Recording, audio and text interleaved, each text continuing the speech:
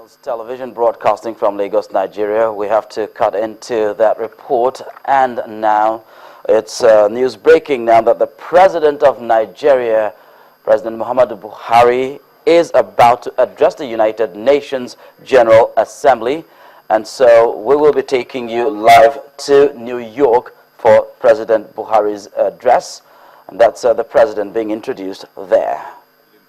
Señor Muhammadu Buhari, Presidente de la República Federal de Nigeria, y le invito a dirigir la palabra a esta magna asamblea.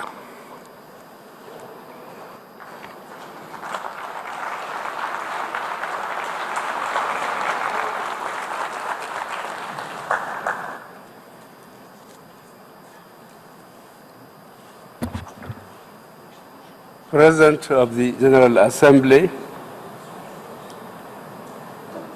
Your Excellencies, Heads of State and Governments, distinguished delegates, ladies and gentlemen, I would like, Mr. President, on behalf of the government and people of Nigeria, to congratulate you and your country on your election to preside over the 70th session of the United Nations General Assembly.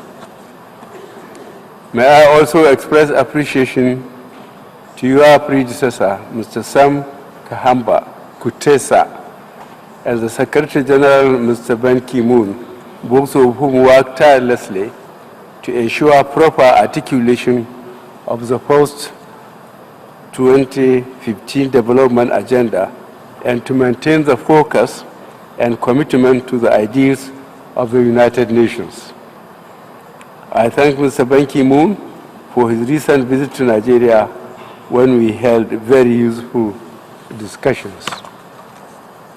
Mr. President, 55 years ago, almost to the day, my predecessor, Nigeria's first Prime Minister, Alhaji Abubakar Tafawa Balewa, stood on this forum to declare Nigeria's desire to develop and maintain friendly relations with all countries. He also assured the world of our country's commitment to uphold the principles upon which the United Nations was founded. Mr. President, my country, Nigeria, has lived by this conviction, even when judgment went against us in territorial disputes with our neighbors. We respected those judgments and abided by them as a mark of respect for the rule of law and the charter of this organization. Nigeria's record in the United Nations peacekeeping is second to none. I myself, as a young officer in the Nigerian Army, did tours of duty in Congo and the Lebanon.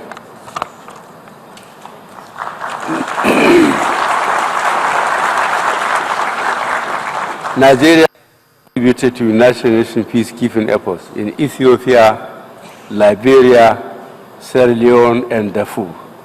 Furthermore, we are proud of our contributions to other activities of the United Nations, including Peace Building Commission, the Human Rights Council, and security sector reform. Mr. President, we are gratified to note that most countries have pledged commitment to the post-2015 development agenda and sustainable development goals with their means of implementation. The successor frameworks of the MDGs have come, Mr. President, with lofty aspirations and, if I may say so, heroic assumptions. Nonetheless, they target development cooperation by the international community up to their 2020, and they deserve universal support. This is because the SDGs mirror the hopes and aspirations of much of the world. I should stress that for the newly adopted SDGs to be truly global, they must be practical.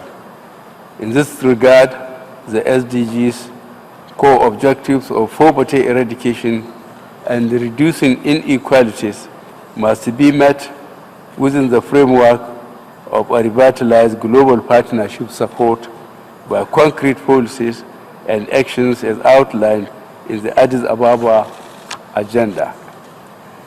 Luckily, these two core objectives of SDGs are precisely at the center of Nigeria's new administration's agenda.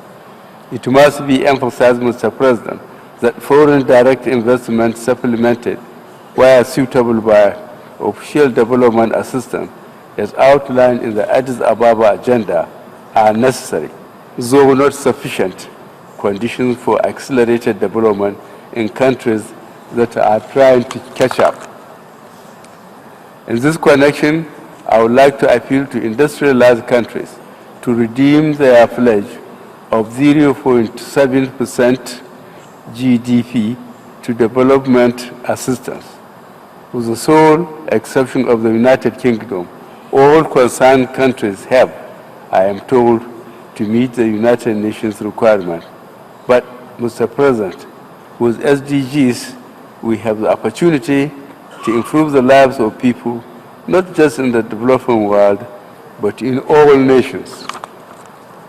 The Secretary General himself has grouped the SDGs into what he calls 6 essential elements: namely, dignity, prosperity, justice, partnership, planet, people.